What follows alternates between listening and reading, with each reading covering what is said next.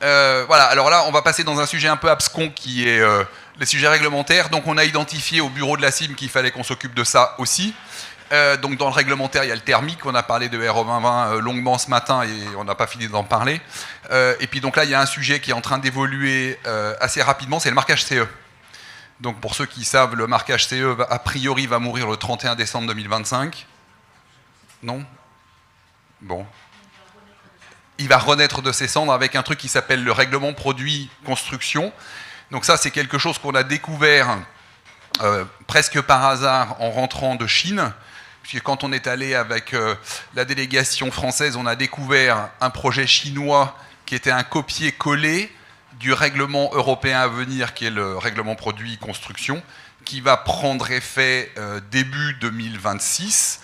Et donc, une des grosses questions de ce règlement produit construction, c'est est-ce que le modulaire ou la construction modulaire constituée de modules, est-ce que c'est du produit jusqu'au bout et à partir de quel moment ça devient un ouvrage ? Donc, il y a une transformation du module en ouvrage. Et donc, la question, c'est est-ce qu'on reste sur des réglementations nationales ou européennes ou internationales sur tous ces sujets-là ? L'ambition qu'on a d'aujourd'hui, c'est de poser des questions et d'avoir des réponses claires. Peut-être même que c'est un je ne sais pas, mais en tout cas une réponse claire. Donc là, on va faire intervenir 3 personnes sur la table ronde. Donc Frédéric Henry, qui va se présenter lui-même, donc qui est un expert du règlement produit construction. Anka Chronopole, que vous connaissez déjà, qui nous a présenté le projet de RPC au mois de septembre. Je pense que si on demande aujourd'hui qui a compris quelque chose de ce qu'on s'est dit à ce moment-là, je pense qu'il y a 3 personnes qui vont lever le doigt. Et puis après, il y a un utilisateur en la personne de Vinci Construction, Christophe Alaz.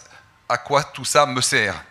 Je suis un client et un utilisateur de produits modulaires. À quoi ça va me servir et est-ce que ça change ma vie ou pas ?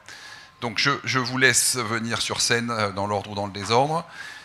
Christophe, il doit partir à 16h, c'est ça ? C'est bon. Bon, donc finalement, on a négocié le délai avec la Major, tout va bien. Les pénalités de retard ne seront pas appliquées. Frédéric. Merci. Oui, donc, alors d'abord, je suis ici au titre de président de la commission RPC de l'AIMCC. Alors, attends, juste, on n'a dit pas l'acronyme. C'est pour ça que je vais y venir. Donc, l'AIMCC, c'est la fédération qui regroupe l'ensemble des fédérations des fabricants de produits de construction. Donc ça représente 7000 entreprises, 500 000 emplois, 60 milliards de chiffre d'affaires. Et donc on est très préoccupé par le RPC, on a beaucoup travaillé dessus depuis quelques années puisqu'on a participé à son élaboration, le RPC étant le règlement produit de construction, dont la question est de savoir si le modulaire en fait partie ou pas. Alors en termes de date, le RPC donc, vient en tant que révision du précédent RPC qui existait depuis 2011, qui ne fonctionnait pas, et donc la Commission européenne a décidé de revoir complètement son texte, nous a présenté un nouveau texte sur lequel on s'est beaucoup battu. Finalement, il est passé au Parlement, au Conseil, a été adopté, il a été publié au journal officiel de la Communauté européenne au mois de décembre de 2024, avec une mise en application en 8 janvier 2025, et avec une application totale, en fait, à partir du 8 janvier 2026, et les sanctions des États membres qui peuvent intervenir à partir du 31 décembre 2026.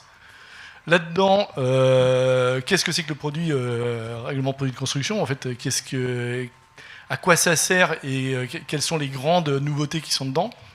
Donc, en réalité, ce règlement il permet en fait, la mise sur le marché des produits de construction. Et il y a derrière ce qui s'appelle un marquage CE. Le marquage CE correspondant en fait à la conformité aux performances que le fabricant déclare. Dans les nouveautés donc, de ce RPC par rapport à ce qui existait auparavant, alors on a une grande nouveauté qui est l'inclusion de la caractéristique environnementale, donc ce qu'on appelait les FDES en France, qui vont être transformés en ce qui s'appelle des EPD, qui sont des déclarations environnementales de produits, avec des règles du jeu qui sont complètement différentes, ce qui fait que tout ce qui existait en France va avoir tendance à disparaître au profit d'un système européen un petit peu compliqué, qui est en cours d'élaboration, qui aura des coûts, qui va changer un petit peu les règles du jeu de ce qu'on connaît aujourd'hui, et qui va avoir un impact sur l'ensemble des fabricants qui vont devoir refaire leur déclaration environnementale avec le nouveau mode de calcul, qui risque d'ailleurs d'être beaucoup moins performant que le système qu'on a aujourd'hui, et avec une question qui va derrière, qui est est-ce qu'on pourra respecter les seuils de la RE 2020 ? Ça, c'est la première caractéristique. La deuxième étant l'introduction de ce qui s'appelle le passeport produit numérique.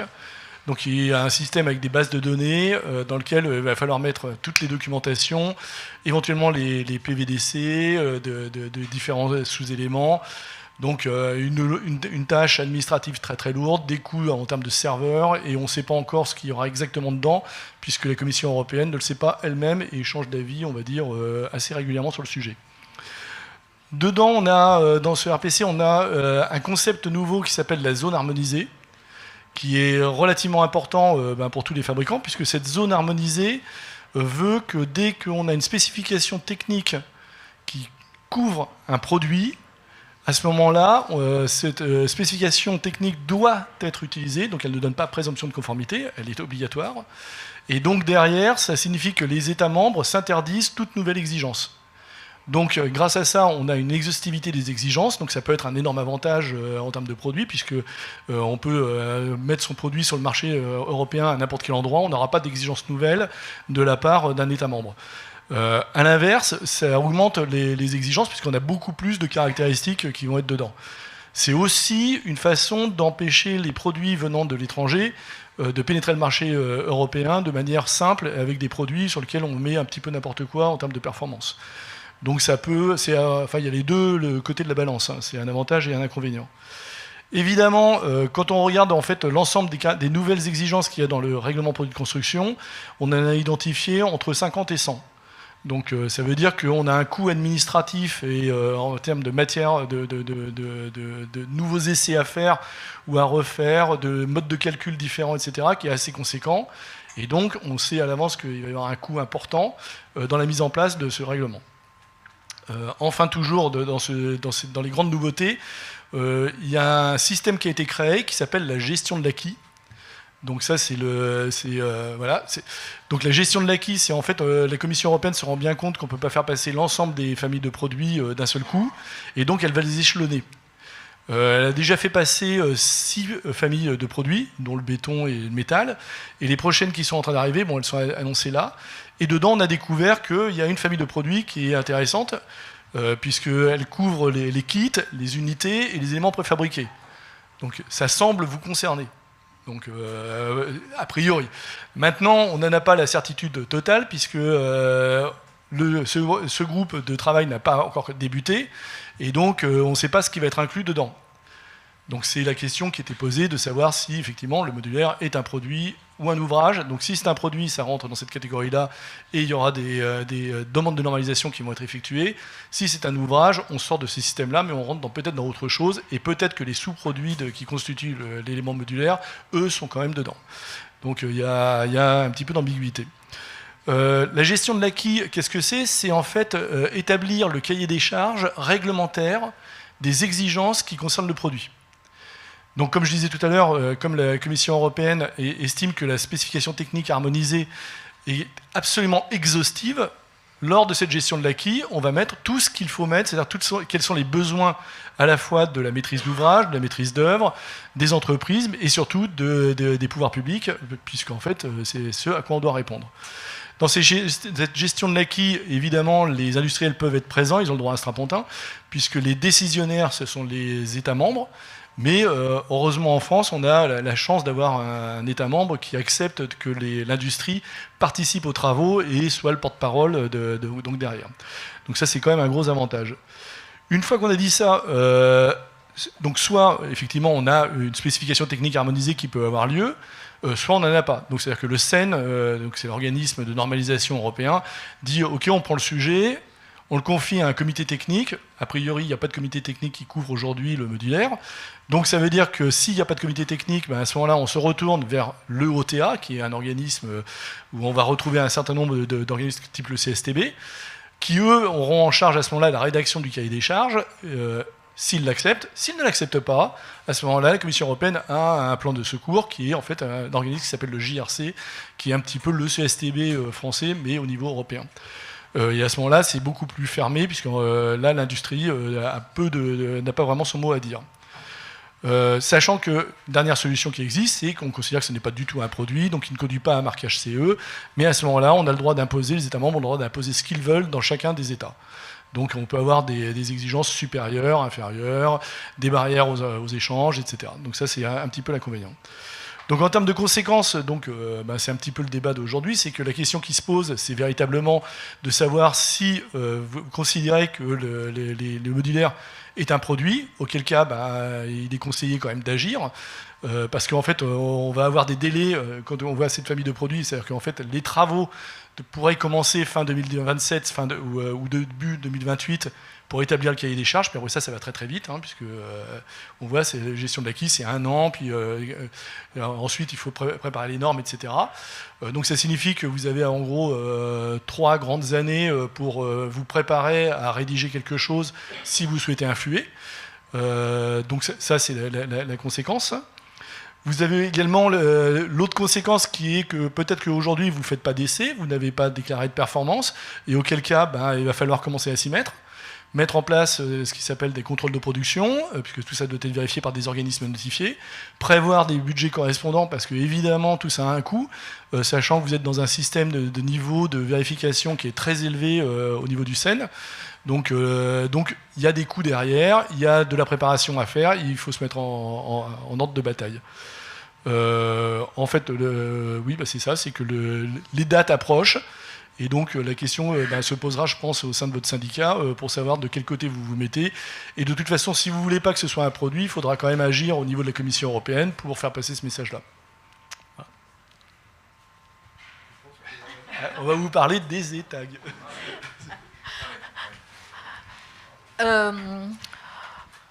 Oui, parce qu'en fait, il est toujours intéressant de faire un peu l'histoire, parce que j'ai jamais aimé l'histoire de quand j'étais à l'école, mais en vieillissant, j'ai compris qu'il faut comprendre le passé pour se projeter vers l'avenir. Alors, déjà, la question base, qu'est-ce que c'est qu'un produit, qu'est-ce que c'est qu'une construction? Parce qu'en fait, on parle du règlement produit-construction. Il y a des définitions, en fait, d'ailleurs, le règlement produit-construction précise, voilà, on donne des définitions, mais sans pour autant supplanter les pouvoirs des États membres qui peuvent faire aussi ce qu'ils souhaitent sur leur territoire national. Ce qui est défini dans le règlement, dans le nouveau règlement produit construction, donc le 2024-3110, produit construction, je vous laisse le lire parce que voilà, et vous allez sans doute vous y retrouver. Vous allez dire, c'est moi ça, on dirait que je suis pile dedans. Il y a la notion de permanent, parce que là, en fait, on a location temporaire, mais je suis temporaire, je ne suis pas permanent. La notion de permanent, c'est que le produit reste dans la construction, une fois que le processus de construction finit. Un été est un élément temporaire, mais une cloison, dans un ouvrage temporaire, la cloison, elle est permanente, même si le bâtiment dans son ensemble est temporaire. Alors, qu'est-ce que c'est un ouvrage de construction pour la Commission européenne? Ce sont les bâtiments et les ouvrages de génie civil, et puis tout un tas d'autres choses. Et effectivement, on ne voit pas des bâtiments temporaires là-dedans. Pour ce qui est du domaine français, on a le Code de la construction et de l'habitation qui définit qu'est-ce que c'est qu'une construction, un bâtiment nouveau ou extension d'un bâtiment existant. Et qu'est-ce que c'est qu'un bâtiment? C'est un bien immeuble. Mes respects à Stéphane, que je n'ai pas croisé. La notion d'immeuble, c'est-à-dire ancré au sol, devient un perpétuel demeure, devient associable à la définition du bâtiment. Bon, dans tout ça, qu'est-ce que c'est qu'une construction? Quand est-ce qu'on n'a pas de construction? Et donc, quand est-ce qu'on fait des produits de construction ou des produits pour on ne sait pas quoi? La jurisprudence a démontré que les bases vie chantier ne sont pas considérées comme des constructions parce qu'en fait, leur existence même est reliée à l'existence d'un chantier. En fait, les bases vie chantier n'ont pas de destination en soi, donc elles ne sont pas considérées comme étant des bâtiments, comme étant des constructions. Donc en fait, ça échappe à tout un tas de choses. Toutefois, quand c'est un bâtiment qui a une destination soit-elle temporaire. Après, permis de construire, pas permis de construire, enfin bon, c'est d'autres, enfin c'est des questions administratives françaises qui relèvent, enfin d'autres codes. Ça n'empêche que c'est une construction parce qu'elle a une finalité à elle-même. Voilà. Attends, juste pour Oui. essayer de comprendre, ça veut dire que le module, s'il part dans une base vide chantier, c'est pas un produit de construction. Parce que ce n'est pas une construction. Parce Donc qu'une base vie chantier n'est pas une construction, donc le module ne peut pas être un produit de construction. Donc ça veut dire qu'il ne sera pas soumis au règlement de produit de construction. Ça veut dire que voilà, il donc échappe. donc il n'aura plus de marquage CE. Il ne sera pas soumis au règlement de produit de construction, point. On oublie tout ce qui... Donc ça veut dire qu'un Chinois pourra envoyer des modules pour base vide chantier comme un iPhone ou comme un...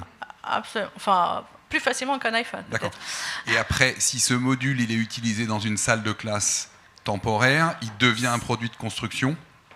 Et il lui sera applicable à ce que le règlement produit construction voudra bien demander au module. D'accord. Et donc si j'ai un parc de modules pour de la salle de classe ou pour de la base vide chantier, qu'est-ce que je fais ? Si c'est le même, je fais le plus, enfin le des deux, puisque celui qui peut le plus peut le moins. D'accord. Alors, donc pour faire un peu l'histoire, vous savez, enfin il y a fort longtemps, il y avait un truc qui s'appelait la directive produit construction 8906 EEC. Enfin bon, les deux premiers chiffres sont l'année, donc pour dire que ça date. Et donc, en fait, à cette époque, dès cette époque, on avait, c'était déjà le marquage CE découlé de cette directive, qui était une directive, donc il y avait une transposition dans le droit national de chaque pays membre des modalités indiquées, enfin, des obligations qui étaient indiquées par ces directives. Et donc, même à l'époque, on avait deux voies, soit les normes européennes harmonisées, soit les évaluations européennes qui s'appelaient des agréments techniques européens et qui étaient, eux, délivrés sur la base des guides d'évaluation, appelés des ETAG. Donc, ETAG comme European Technical Assessment Guide. Et donc, à l'époque, pour le domaine qui vous concerne globalement, c'est-à-dire celui des kits et autres unités et éléments préfabriqués, il y en avait 7. Bon, certains d'entre vous reconnaîtront le sympathique ETAG 23, puisque même à ce jour, je sais qu'il y en a certains d'entre vous qui ont un marquage CE de leur module dans sa totalité, tout compris sur la base de l'ETAG 23. Il y en a peut-être, quoique, qui se reconnaîtront dans l'ETAG 25. L'ETAG 23, globalement, on disait c'est la 3D. L'ETAG 25, c'est la 2D. Ensuite, premier règlement produit construction qui est arrivé et donc qui a remplacé la directive. Et donc cette histoire de famille de produits est apparue avec ce règlement produit construction, donc qui est en vigueur depuis 24 avril 2011, applicable depuis le 1er juillet 2013. Et donc c'est à l'occasion de ce règlement qu'on a inventé la famille 34, les Building Kits, Units and Prefabricated Elements, que vous avez déjà vu dans la slide de Frédéric, pour dire que c'est une famille qui intéresse grandement l'Europe. Les ETAG sous directive, l'équivalent sous règlement produit construction 2011, s'appellent des DE, des documents d'évaluation européenne. On en avait, sur ce périmètre, on en avait 7. Il y en a 33 qui ont été écrits, uniquement 21 cités au journal officiel de l'Union européenne, pour dire qu'il n'y en a que 21 qui ont obtenu l'accord de tout le monde pour qu'ils puissent être cités, et 12 qui sont toujours en attente de publication à ce jour, et que je ne sais pas si un jour seront publiés. Donc, on est passé de 7 à 33. Sacrée inflation, à l'image de tout le monde de la construction. C'est d'ailleurs une des petites raisons de révision du RPC, parce que la Commission européenne s'est dit, oh là là, en fait, il y a inflation des guides d'évaluation européenne, alors qu'il devrait y avoir bien plus de normes harmonisées. Et inflation, sauf que ces trois-là, qui sont encadrés, le 24, le 23 et le 25, dans le désordre, eux, ils n'ont pas été transformés. Ce n'est pas l'envie qui a manqué à certains industriels, c'est l'incapacité de le faire, puisque sous le régime de la directive, on avait le droit de mettre des règles de dimensionnement, de règles de conception. On pouvait intégrer des choses à faire au cas par cas. Sous le régime du règlement produit construction 2011, le 365-2011, on n'avait plus le droit. Donc, c'était compliqué de le faire. Et donc, comme Frédéric le disait, aujourd'hui, un quart changement de régime, quoique, on prend les mêmes, mais je sais pas, on a un peu changé de dynastie quand même. Voilà, le régime est le même, mais on a changé de dynastie. C'est ça. Donc le 2024, 3110. La famille 34 est toujours là, mais aujourd'hui, on ne sait pas quel sera son périmètre. Puisque le périmètre, globalement, on a les options. Soit des normes harmonisées, les HEN, qui sont ce que Frédéric appelait tout à l'heure la zone harmonisée. Donc celle où on prend tout ce que les États ont chez eux comme exigence, comme chose déjà existante, on met tout ensemble, on harmonise ça et personne ne pourra faire ou personne ne pourra demander plus que ça. Parce qu'on prendra, on va dire, le maxi de tout le monde. Ça, c'est ce qu'on appelle la zone harmonisée. Et pour se retrouver dans la zone harmonisée, il faut passer par une norme européenne harmonisée. Soit, il y a toujours la version des documents d'évaluation européenne qui ne sont plus des spécifications techniques harmonisées, donc qui, eux, ne relèvent pas d'une zone harmonisée. Ça veut dire qu'ils ne seront pas aussi maximalistes, théoriquement, en termes d'exigences à intégrer. Je dis encore théoriquement, puisque tous ceux qui sont dans le nouveau RPC s'accordent à dire c'est tellement flou, on attend de voir la première fois pour voir exactement ce que ça va donner. Donc c'est pour ça, il y a beaucoup de théoriquement, et les choses, même la Commission européenne, en fait, on voit bien qu'ils se définissent au fur et à mesure que les choses avancent. Donc cette voie qui va mener à un marquage CE également, sera toujours possible. Mais elle est plus, je dirais, elle est plus entre les mains de celui qui demande l'écriture de ce document, alors que la partie normes européennes harmonisées, elle sera toujours, elle sera forcément hyper exhaustive, parce que c'est la base même. Ou, troisième option, rien de tout ça. Et donc la question, qu'est-ce qui est le plus intéressant? Alors, ça, ma foi, c'est une décision de filière. La question, effectivement, c'est une fois qu'on a eu la théorie, en pratique, on fait quoi? En pratique, première question à se poser, avez-vous un marché européen? Parce que l'objectif du marquage CE, c'est de ne plus refaire dans chaque pays où vous arrivez, où vous mettez sur le marché ce que vous avez fait à l'origine. Ça, c'est la toute première question. Quel est votre marché? Qui a un marché européen ici? Donc on est un avec un marché européen. Voilà. Ça, c'est ce que vous voulez, mais après, il y aura ce qui vous est imposé. Parce que ce n'est pas parce que vous n'avez pas de marché européen que les autres Européens n'ont pas un marché en France. C'est la question que je voulais poser. Qui a des concurrents européens qui ne sont pas français? Il n'y a pas de concurrents, en fait. C'est un beau marché. C'est un marché sympa, oui. En France, tous les autres, vous considérez en France que vos concurrents sont uniquement français? Il n'y a pas... Ah non, voilà, donc je repose ma question. Qui dans la salle considère que sur son marché, il a des concurrents européens non français? Voire chinois. Juste déjà non français. La première question posée par Anka, c'est voilà, il y en a déjà un peu plus. Hein. Je parle même pas des Chinois, je parle déjà juste en France. Parce que globalement, enfin, ça c'est comme dans tout mariage, enfin, il y a bien un qui fait le premier pas et l'autre qui suit, quoi. Donc après, la question c'est qui fait le premier pas et qui suit. Donc soit vous dites, moi je fais le premier pas justement pour imposer le pacte, c'est surtout pas le mariage parce qu'il est trop dur à porter. Soit l'autre, il fait une proposition de mariage, il faut savoir que l'Europe ne vous permettra pas de dire non, c'est juste vous allez subir. Donc, à partir du moment où on est sur un marché européen, ce que je comprends, c'est qu'il faut anticiper, prendre les devants et pas se faire tordre le bras, mais plutôt tordre le bras des autres. C'est ça. C'est le premier qui tire qui gagne, globalement.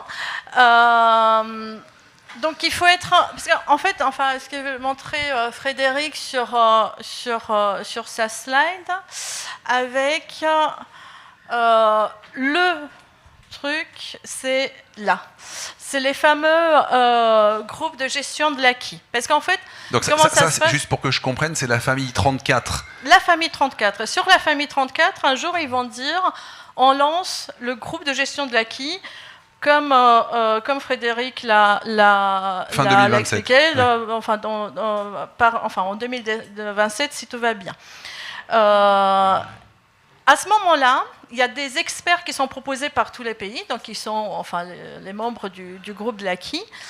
La première chose qu'on leur demande de faire, c'est de faire l'inventaire complet de ce qu'ils ont chacun dans leur pays en termes d'exigences réglementaires applicables à, de ce qu'ils ont comme normes applicables à, de ce qu'ils ont comme certification applicable à, de ce qui existe chez eux, qui parle de la chose. Oui.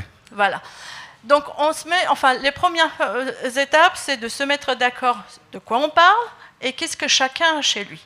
Et puis après, il y a les travaux qui continuent et qui finissent sur une demande de normalisation où on dit on a décidé d'écrire des normes pour ces produits qui vont couvrir telle performance. Enfin bon, là, après, ça sera défini dans les normes.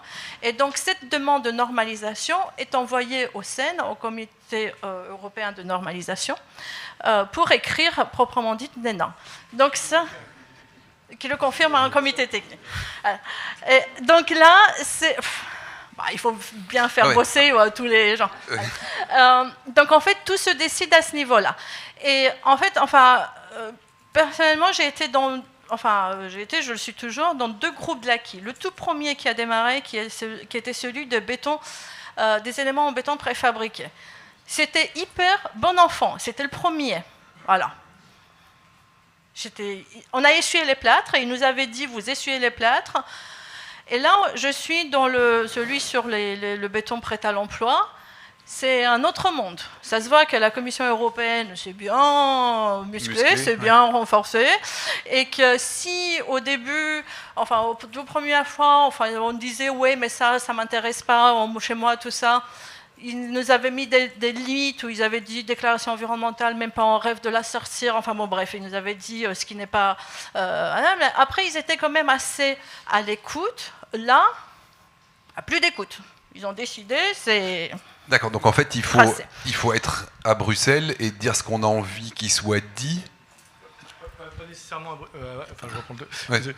nécessairement à Bruxelles. C'est qu'en fait, là, ce sont les États membres qui dirigent. C'est piloté par la Commission européenne. Et comme ils fournissent un certain nombre de documents, au fur et à mesure, on peut les commenter. On a la chance, notamment en France, de pouvoir participer à l'élaboration de la position de l'État membre. On n'a pas ça en Allemagne, par exemple, mais c'est là où on peut commencer à faire du lobbying avec d'autres pays. Donc c'est là où les fédérations sont importantes, parce qu'on peut communiquer directement avec la Commission européenne, et ça permet en fait d'influer sur le contenu du texte à moyen terme. Donc ça veut dire qu'il nous faut un 06 ou une adresse internet pour appeler quelqu'un en France à qui on dira ce qu'on veut. En gros, c'est un peu ça. Pour autant qu'on sache ce qu'on veuille. Surtout ça. Et ça permet en fait de participer à ces réunions et donc d'argumenter vis-à-vis de la Commission européenne, moi je suis aussi dans pas mal de groupes, qui reste à l'écoute. C'est-à-dire que tant qu'on est force de proposition, la Commission européenne écoute. Par contre, si c'est juste pour dire non, alors là, c'est le rouleau compresseur, de toute façon, ça avance. Ok. On va peut-être... savoir ce que vous voulez, C'est le monsieur qui dira. Parce qu'en fait, enfin, ce que vous voulez, en fait, qu'est-ce que vous voulez, c'est ce que vos clients veulent, in fine. Enfin, ce que vos clients ont besoin. Alors, monsieur le client, tu veux quoi? Oui, bien sûr. Donc, Christophe Alaz, Vinci Construction. Ça fait 6 ans que je dirige un projet dédié à la construction hors site sur du logement bas carbone au sein de Vinci Construction. Et je suis également membre de la commission industrialisation et nouveaux modes constructifs au sein de GFBTP. Bon, déjà, une première réaction, j'aime bien, parce que quand on a préparé cette table ronde, on a un peu échangé entre nous, et j'ai eu des propos un peu qui ont fait réagir.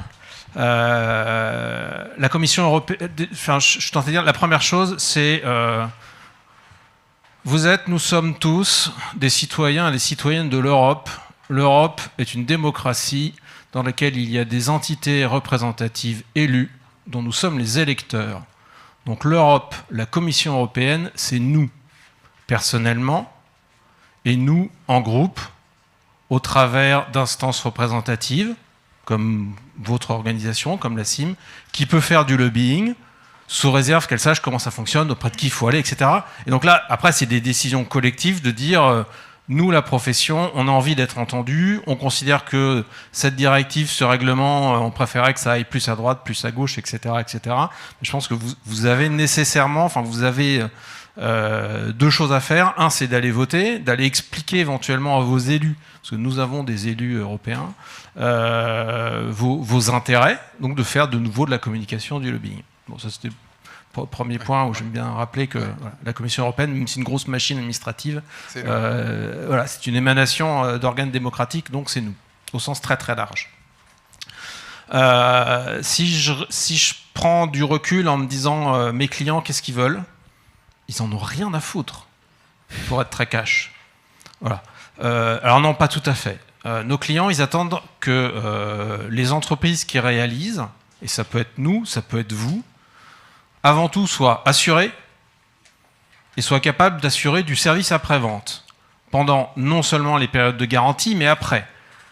Si le produit fonctionne, qu'il n'est pas marqué CE, parce qu'il n'y a pas besoin que ce soit marqué CE, c'est pas marqué CE, c'est pas grave, et c'est pas parce que c'est marqué CE que ça fonctionne nécessairement mieux, et que, quelque part, la qualité du service après-vente que nos entreprises ou nos confrères sont capables d'assurer est meilleure ou moins bonne. Donc, voilà, c'est très provoquant dans le propos. Oui, mais on a besoin de provocation, voilà, et de pragmatisme. Et puis après, il y en a qui me connaissent, donc ils savent que voilà, j'aime bien provoquer pour éveiller le débat. Si on raisonne typiquement sur un des sujets que moi je trouve intéressant dans cette directive, au-delà que moi... Bon, je vais donner deux visions très personnelles.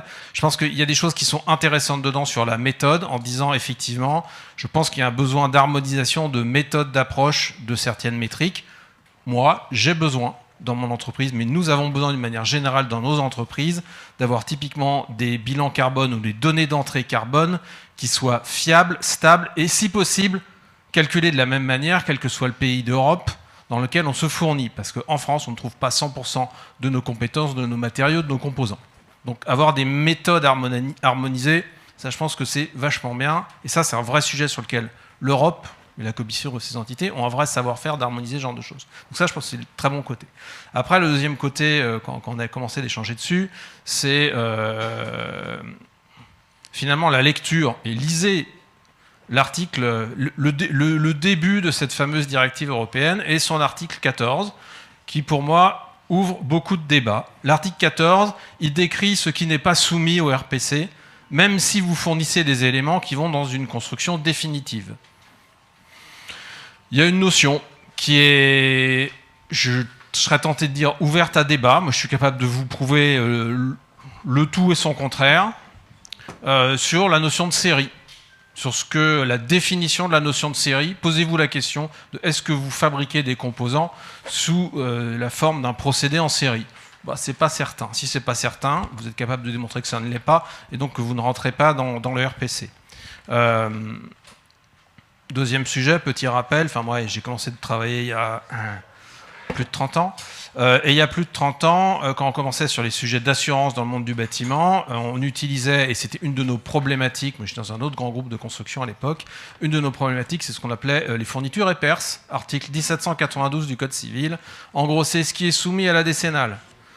Donc si vous fabriquez des éléments soumis à décennale, donc on va dire on est dans le clos couvert, on bascule dans le vrai immobilier, le truc où quand on secoue l'immeuble, ça ne tombe pas par terre. Nous, c'est facile en tant qu'intégrateur, finalement, parce qu'on est intégrateur, metteur en œuvre, on vous sous-traite, on vous achète un certain nombre de prestations et de fournitures. On va vous demander d'avoir une assurance en décennale. Et après, si c'est CE, c'est CE, mais on va vous demander avant tout la décennale, parce que c'est ce que nous demandent nos assureurs, parce que c'est ce que leur demandent les assureurs de nos clients. Donc le gros driver, il est du côté des assurances. Si le marché des assurances construction et quelque part usage derrière, multirisque ne change pas en France, ça restera, le risque que vous avez, c'est que ce soit plus. Donc après, c'est une décision collective de dire est-ce qu'on veut se battre pour ou contre. J'ai répondu à... Ouais, je vais essayer de résumer. En gros, marquage CE, pas on s'en fout, il faut que ça tienne debout. Après, je peux prendre une autre casquette, qui est ma casquette d'acheteur. En me disant, marquage CE, ce qui est génial, c'est que n'importe quelle entreprise dans le monde peut délivrer des produits marquage CE. Donc après, c'est aussi à vous de vous positionner par rapport à ça. Je sais que la Chine, ça a troublé un peu ceux qui ont été sur le groupe d'ISO en Chine en ayant vu un certain nombre d'entreprises. C'est normal, ils ont un marché de 900 millions d'habitants, donc ils n'ont pas le même marché que notre marché domestique, évidemment. Donc plus vous avez des marquages, on va dire... extensif en termes d'usage, mais c'est la même chose pour vous, par rapport à ce que vous achetez auprès de vos propres fournisseurs. Nous, on est aussi acheteurs, comme vous êtes acheteurs. Donc, quand vous prenez votre casquette d'acheteur, plus vous avez un marquage transrégional, mieux c'est, parce que plus vous pouvez sourcer large. C'est une menace et une opportunité. Parce qu'effectivement, c'est une opportunité d'aller vendre ailleurs, c'est une menace parce que n'importe qui peut venir vendre chez vous sous réserve qui donne le stempel marquage CE. Donc aussi, de nouveau, c'est des réflexions que vous devez avoir au sein de votre organisation. Ouais. Alors, je ne sais pas dans la salle si vous êtes clair sur ce qu'on doit faire ou pas faire.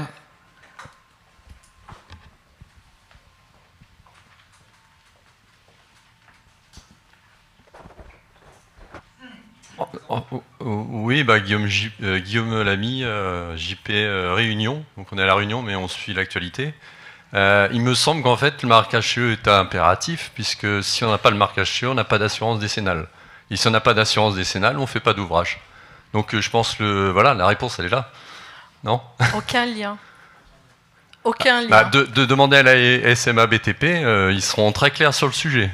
Alors, en fait, le marquage CE est utilisé aujourd'hui comme une preuve de qualité, enfin, par les assureurs.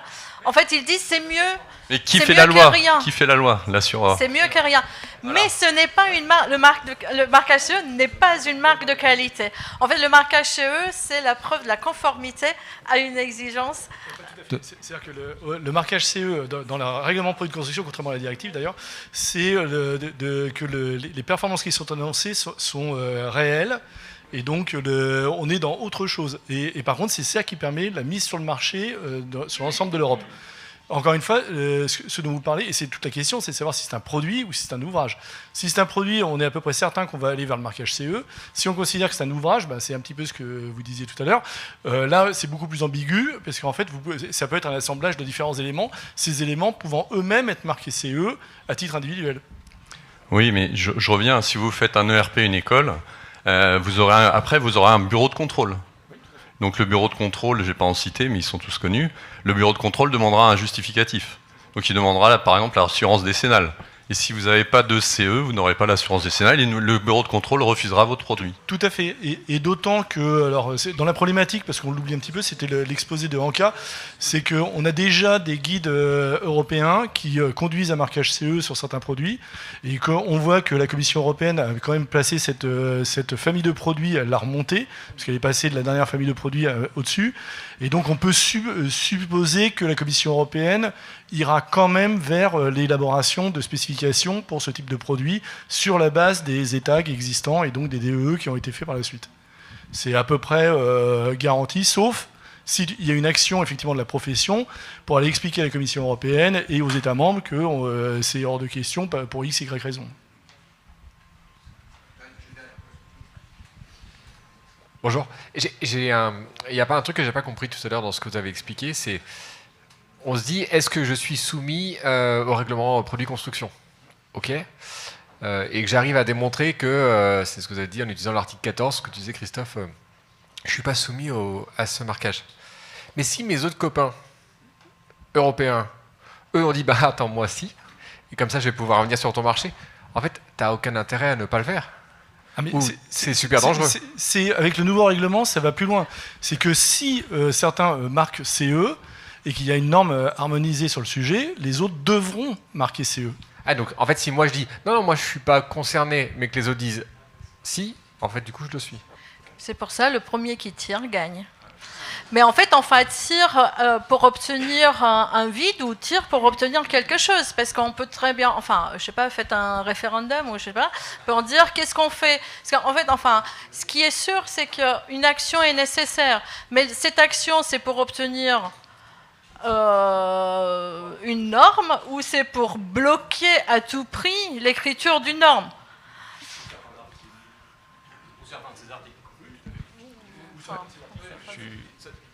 Juste pour continuer, peut-être pour donner du concret en fait à ces discussions CE, pas CE, peut-être que la question qu'on doit se poser, concrètement, j'ai un module, j'arrive sur le chantier, s'il y a le marquage, c'est quoi sur le nouveau RPC en plus en termes de tests, en termes de, est-ce qu'on va me demander sur chaque module, parce qu'on sera sur du prototypage, de faire un test au feu, donc en gros d'en produire 2 pour chaque projet, un que j'envoie en test au feu et un que je mets sur mon chantier. Enfin, je pense que c'est là-dessus en fait qu'on doit probablement se poser la question de savoir si on y va ou pas. Et si ça nous est imposé, comment essayer de limiter au maximum on va dire l'impact du nouveau marquage.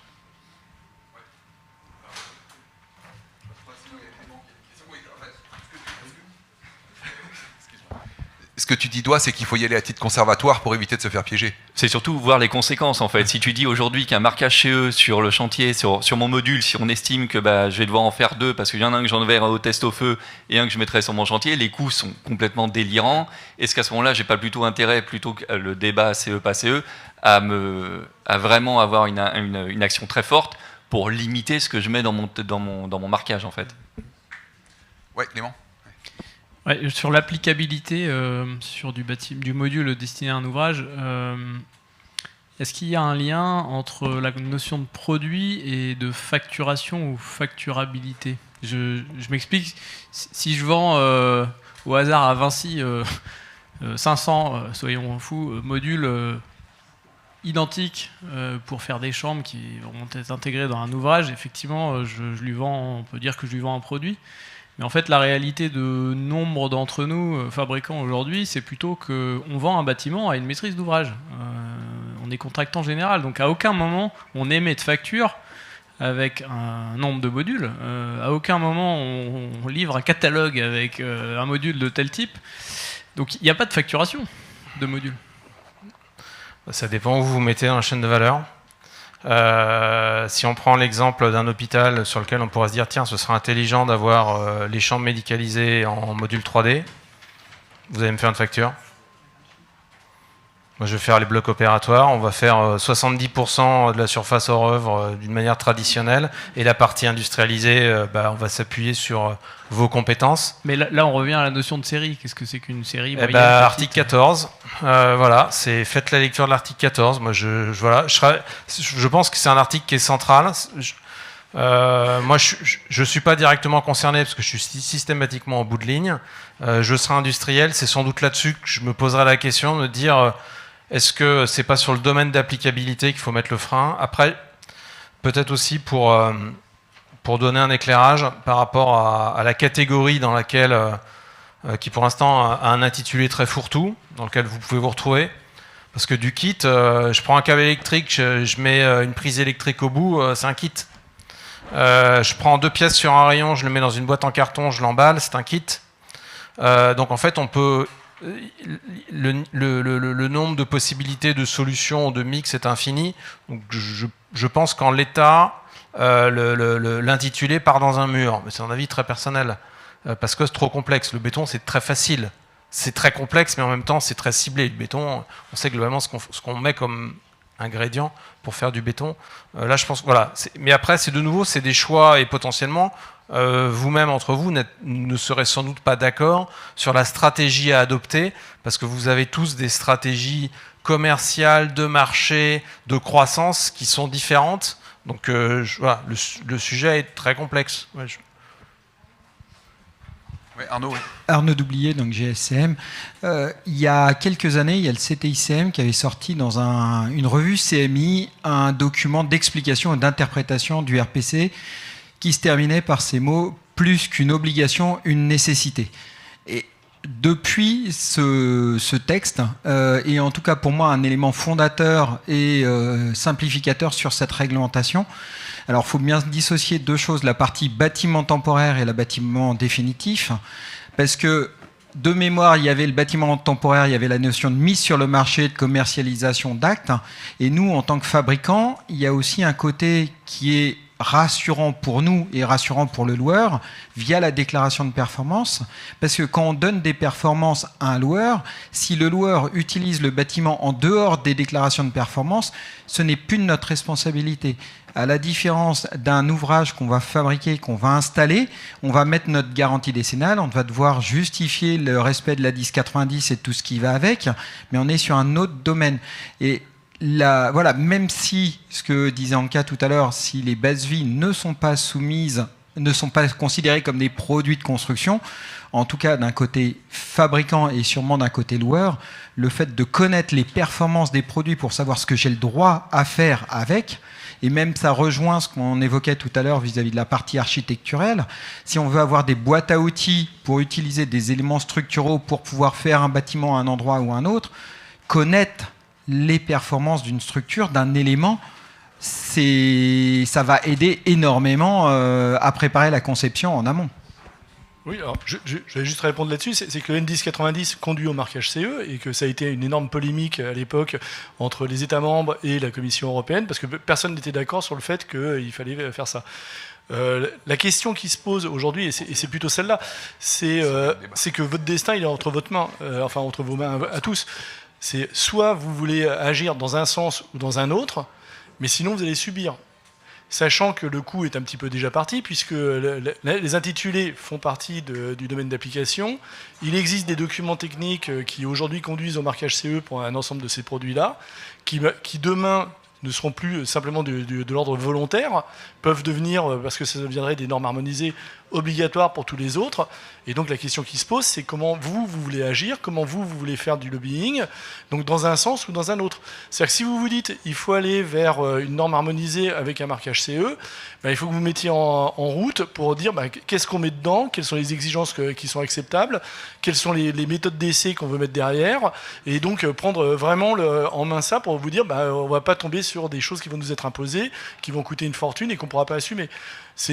Et à l'inverse, si vous ne voulez pas que ce soit dedans, bah, c'est argumenter dans le sens de l'article 14, dire c'est effectivement un ouvrage avec des composants, ces composants peuvent eux-mêmes être marqués CE, mais encore une fois, c'est à vous d'en décider et c'est à vous d'agir derrière. La pire des solutions étant la chaise vide et en laissant les autres agir à votre place, quoi. Il y a un philosophe qui va chez Vinci qui va... Non, mais le sujet, ça me rappelle, moi j'avais Pascal en première au bac, en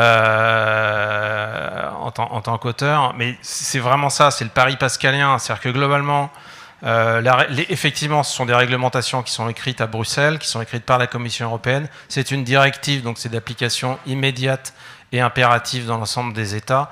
Donc moi je serais à votre place, je ferais le pari qu'il est utile d'investir dans l'expression de vos besoins et de vos doutes, mais en tout cas de ne pas rester inactif en disant je fais l'autruche.